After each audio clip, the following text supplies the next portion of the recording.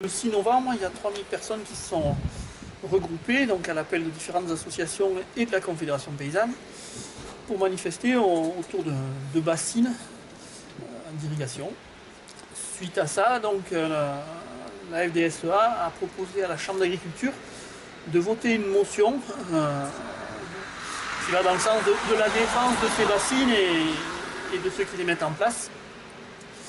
Et donc ça nous a fait particulièrement réagir, puisque cette motion avait plus vocation, je dirais, à critiquer la Confédération paysanne et les articles de presse qu'ils ont fait paraître aussi, qu'à proposer de vraies solutions. Donc il justifie cette motion sous le prétexte que donc, ces bassines, c'est une adaptation au changement climatique, que ça va permettre de gagner en résilience, que c'est une façon d'obtenir de la souveraineté alimentaire pour la France. Et donc il mélange un peu tout. Donc nous on a souhaité aujourd'hui remettre un peu quelques vérités au milieu de tout ça. Donc premier point, je dirais, il compare ces bassines à des retenues collinaires, des lacs collinaires comme on en fait par chez nous. C'est pas du tout la même chose. Donc un lac collinaire, c'est une petite retenue qui se remplit avec les eaux de ruissellement des périodes comme celle-ci, de l'hiver. Là, une bassine, c'est un immense ouvrage, jusqu'à 18 hectares, qui sont donc faits sur des plaines qui en général ont été drainées avant d'être aujourd'hui irriguées. Donc c'est quand même une aberration de drainer un terrain et de l'irriguer ensuite. Donc on est sur des grandes infrastructures qui en fait ne se remplissent pas avec l'eau de pluie, mais qui se remplissent à coup de pompage dans les nappes phréatiques. Donc voilà un peu le premier point. Donc on voit bien qu'en termes de résilience, on fait un peu l'inverse de ce qu'il faut faire, puisque ça se fait notamment beaucoup dans le marais poitevin, où on a de superbes zones humides qui sont des éponges formidables, qui vont vraiment jouer un rôle de régulation des volumes d'eau, qui vont stocker de l'eau, qui vont la transférer au sol, qui va aller alimenter une nappe phréatique, qui elle-même alimente les sources, qui alimente les ruisseaux, et ainsi de suite. Donc on est en train de casser tout le système hydrologique en faisant ce genre de schéma. Deuxième point, donc en termes de souveraineté alimentaire, c'est aussi une bêtise, puisque ces outils-là, ils sont destinés à irriguer des grandes cultures, donc du maïs ou des céréales, qui sont destinés soit directement au marché à l'exportation, soit destinés à alimenter les animaux hors sol, qui seront eux-mêmes ensuite destinés au marché à l'exportation. On ne produit pas de l'alimentation locale, c'est pas ça.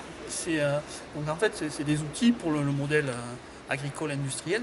Donc ça ne résout aucunement le problème de l'autonomie alimentaire des territoires. C'est complètement faux. Un autre argument qu'ils ont utilisé pour gratigner notre image, c'est qu'ils prétendent que je vais reprendre leur terme, que ces projets cochent toutes les cases. Donc ils sont réglementaires, ce qui est faux. Donc il y a aujourd'hui des jugements qui les donnent illégaux. Donc ces projets-là, c'est un peu le sens de notre action. Globalement, on a trouvé que l'État ne faisait pas appliquer la loi, ces bassines n'avaient pas le droit d'être remplies. Et elles ne pouvaient pas être remplies juste avec de l'eau de pluie, c'est complètement faux. Donc elles étaient remplies avec de l'eau qui avait été pompée dans la nappe alors qu'elles n'ont pas le droit. Donc c'est pour cela que la Conf a démonté une pompe qui sert à remplir ces bassines et la conserver le temps que l'État mette un peu les pieds dans le plat et agisse.